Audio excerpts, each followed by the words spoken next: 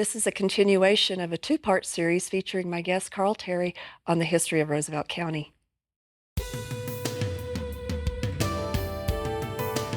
From the studios of KENW on the campus of Eastern New Mexico University, it's You Should Know, featuring the people and events of Eastern New Mexico and West Texas.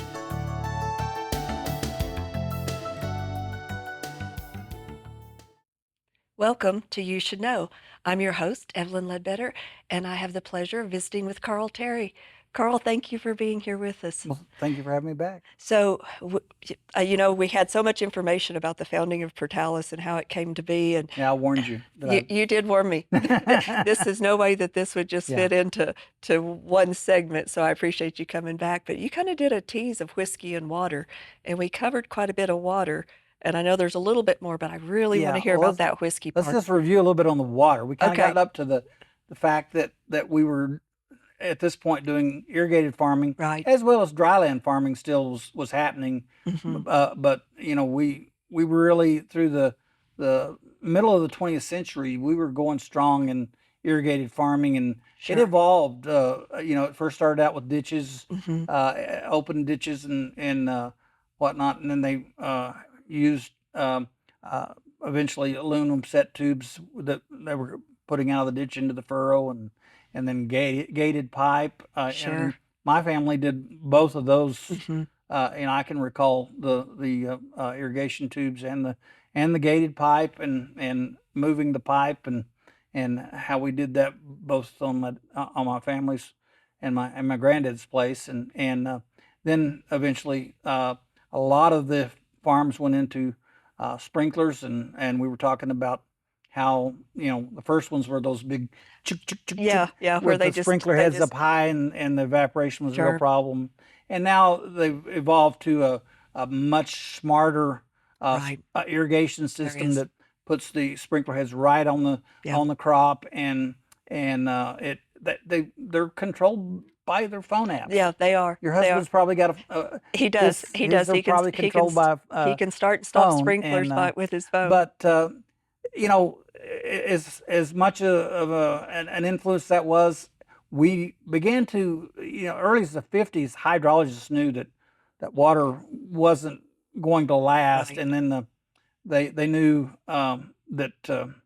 We couldn't it was continue. Part of the Ogallala Aquifer. It wasn't an underground river. No, and we had to be smarter on the use of that water. People started to become smarter, and we had some of the irrigation farms that sold water rights and left us. So it's not the same agricultural setup that we had back in the middle of the century, but we are still.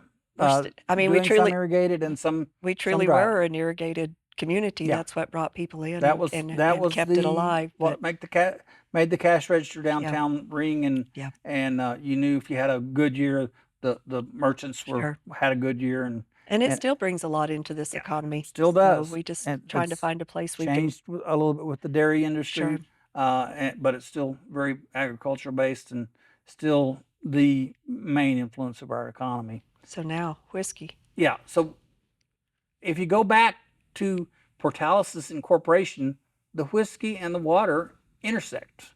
And the way that happened was that in 1908, there was a series of really bad fires downtown. Imagine downtown Portales, boardwalks.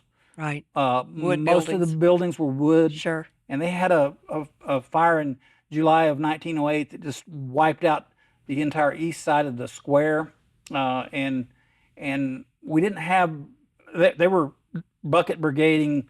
That was a bucket brigade from the tank on the courthouse lawn. Was how they fought that. They didn't have firefighting equipment. No. They didn't have water utility, anything like that. And the citizens after that fire and businesses, set up a clamor that we needed to get those things, that if we were going to be a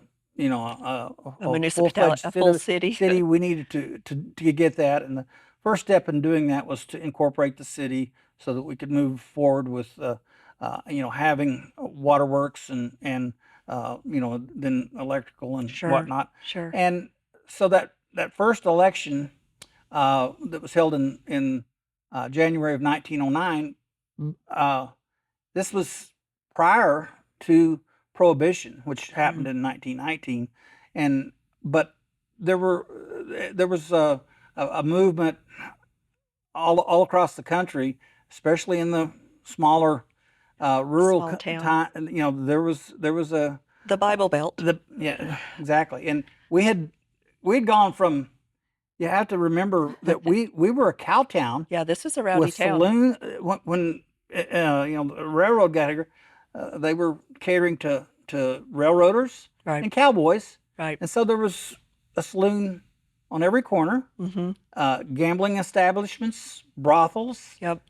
Oh, Right. in Portales, Right. all those things existed, and there was a faction of the folks that were coming in as homesteaders that were church going folks and intended to raise a family. Sure. And the churches started, and you know, they were not happy with this, and so there was a push to get rid of the liquor, and To get the demon rum had to go. Right. And so you know, that election became actually a referendum on the sale of liquor in Portales. So it literally There were dry way before Prohibition.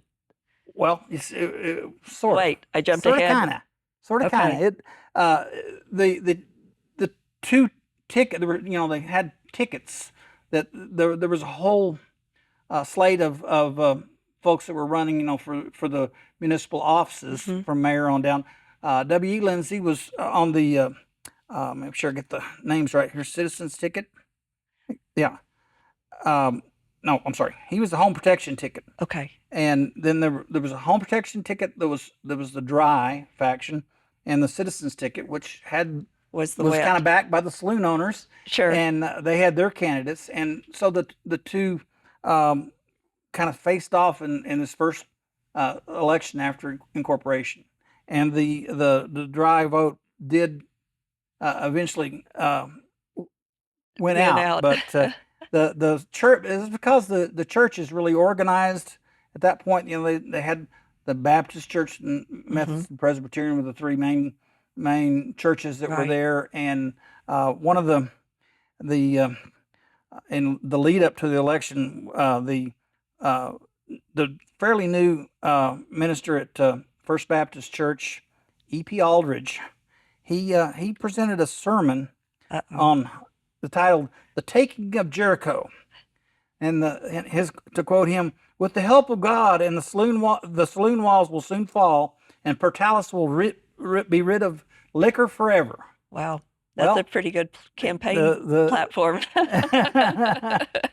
and so that was just kind of a you know, idea of how contentious it got, Sure.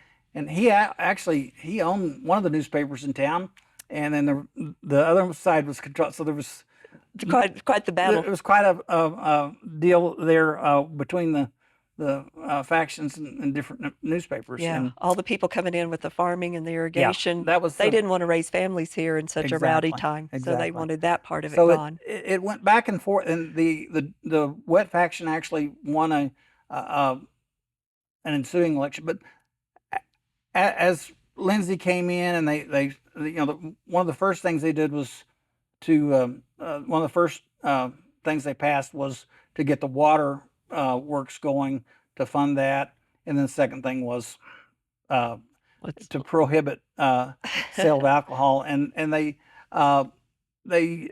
that act established a local option election, which was provided for under the Constitution of the state, and so it could be brought up from every eventually it was every 4 years. You could bring up You could an option and give the citizens their vote of whether or not. And so that came up quicker than that, and then they put in 4 years. It eventually became 4 years, but it came back up. They went wet again, and it took until Prohibition really to get to shut that. everything all shut down, because there were some that were contesting it, appealing it, and Sure. whatnot. And Well, the saloon owners, that was their so livelihood. they So were they saying, didn't we want. got to sell our stock out, you know, and then the stock Yeah. would keep Miraculously growing. replenished. Gotcha. So, but that was kind of how that, and they went on and established the fire department and the waterworks and whatnot, and Okay. we began to grow.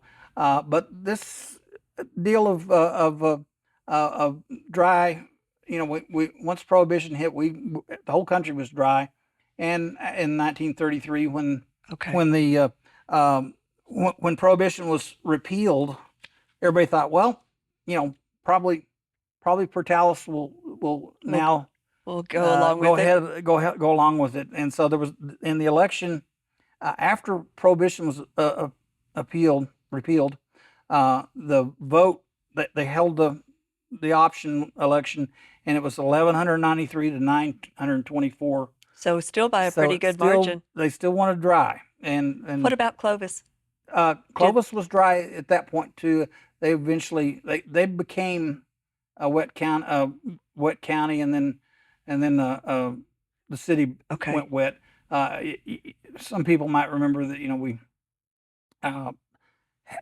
had bars established outside the county lines. You could go to Roswell, Oh, or you could go to Kenna. Yeah, to Quay County, sure. and just so the bootlegger could do that, or they had stills, and some of the big Surely operators, some they of the wouldn't biggest do that, would operators they? in New Mexico were located. Well, they had the biggest bust they ever had was just south of Melrose, in the Sandhills there in Roosevelt County, and so they were working, the sheriff's department was working that real hard to keep the bootleggers The out of bootlegger. business, and but at the same time, as we got into the latter part of the century, it was like, we were it was viewed, when you would tell people, no, we're a dry Right. county, they would kind of look at it, at you like, Well, somebody coming into Eastern New Mexico University sure. would look at you going, what? Yeah, I mean, I remember still. I mean, And I can imagine recruiting at NMU, back in the 50s and 60s when they would tell them that, and it went through lots and lots of rehashings. those local option elections came up over and over, and more particularly in my lifetime, in the 60s, it came up in 1964. It was defeated. The It lost wet again. faction was defeated by a vote of 4-1. Wow.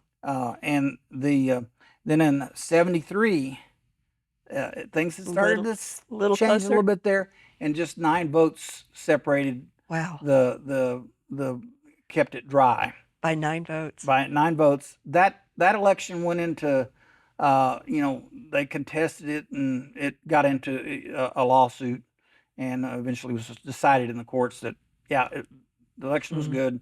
And this is in the time of Woodstock and everything else, the late 60s and early Yeah. 70s, and the rest of the world Yeah. is just Vietnam's going on, and Yeah. the time of the hippies and KNW everything. just started. That's true, 1974. That's true. And so we had one of the things that they said about that vote was they'd kind of manipulated the election so that NMU Wasn't in session. wasn't in session when they held the election, That's and true. so they kind of made sure on the next option election in '75 that the student, and they got, I think NMU was probably pretty crucial in that Sure. vote, in that they let the faculty and staff know that it was organized They're within. gonna round up everybody Yeah, that wants to and vote the other way. it finally in '75 it passed by a 200 vote margin, Huh. and but before that, my history goes back to I was a bootlegger for a short time. Were you? On the newspaper staff, we took the mock meter to Cannon every week, and There you we go. our circulation director had, I won't mention his name. He had a list for us to fill at the first stop when we took tear sheets to the So you're to you're protecting the to guilty. to the liquor store. So Well, Riley Switch was right there on the yeah, edge of and Clovis. it was a and- common thing Sure. when you and I grew up. That's and Yeah. the lounges and Clovis did a good business because of that. Sure. And then we flipped now, for a time there. But it was still dry on Sundays. Yeah, it was still dry on Sundays. And that was, in recent years, that changed. Sure. And kind of brought back memories when they brought this up back in 2011. I was at the, I was not at the newspaper, but I guess I was just starting the chamber, and I remember voting on it. It just kind of felt like it was deja vu all over again, and it narrowly passed 311 to 278. I don't think people weren't real aware of it. Yeah, there was a little bit of stuff in there that people didn't realize. And they didn't realize the city councilors at the first meeting after that, they were all scratching their head and going, we didn't think that the bars were going to be open on Sunday. They just thought it was going to be thought it would be restaurant selling sales. wine and Right. whatnot. And they're going, no, you should have read what you when you opened it up. when you passed the resolution to have the election. It says right here. Sure. And so there was some confusion there, and they were obviously getting a little heat. So, Yeah. it was one of those things. So, I think maybe our days of wet and dry are, maybe that's behind us now. I don't know, but it's been an interesting part of how Portales developed, and it just shows you, the importance of Mhm. our churches here, that Sure. they organized that, and it was that shows you the thread that ran through the community, the very family oriented Sure. farm community, and that's kind of how we evolved. Sure. And Yeah, just kind of it balanced out, and so Yeah. they learned how to Yeah. live together on Yeah. some of this as well. But talking about some of these books, the ones that you helped to write a couple of these, Mhm. tell me where you can find those, and like the one here. That Tell that me. copy, I'm missing my copy right now. I've got to find it, but that copy came from Special Collections, and the 6 Miles to the Windmill, that's available. Well, both that and the 6 Miles to the Windmill are available at the public library and at Special Collections. Okay, So you Special can- Collections at Yeah. Eastern Yeah. at the Golden Yeah, Library. and so you can get that there. There are still this book is kind of what I use as the yellow book is what I use as it's my Roosevelt County reference book essentially. It was published in '75, and there was a bunch of people that if you were alive then you remember them: Georgiana Cooper, Right. Gordon Greaves, lots of people from the newspaper, a lot of people from the community that authored different sections of that book, and 75, and it gives a good review.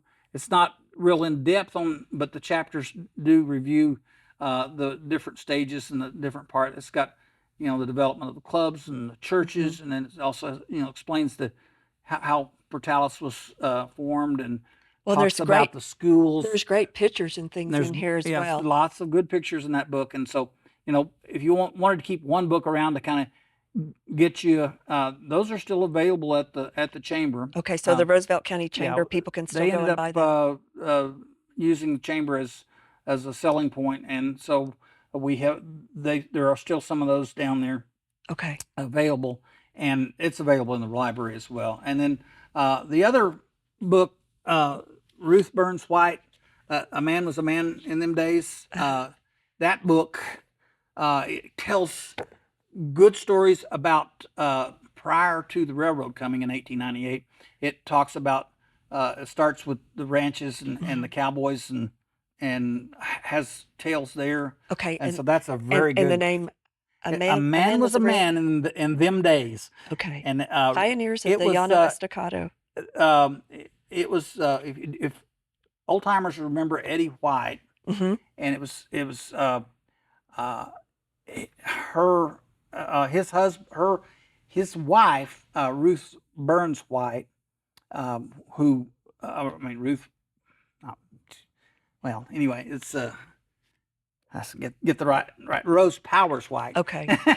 There we go.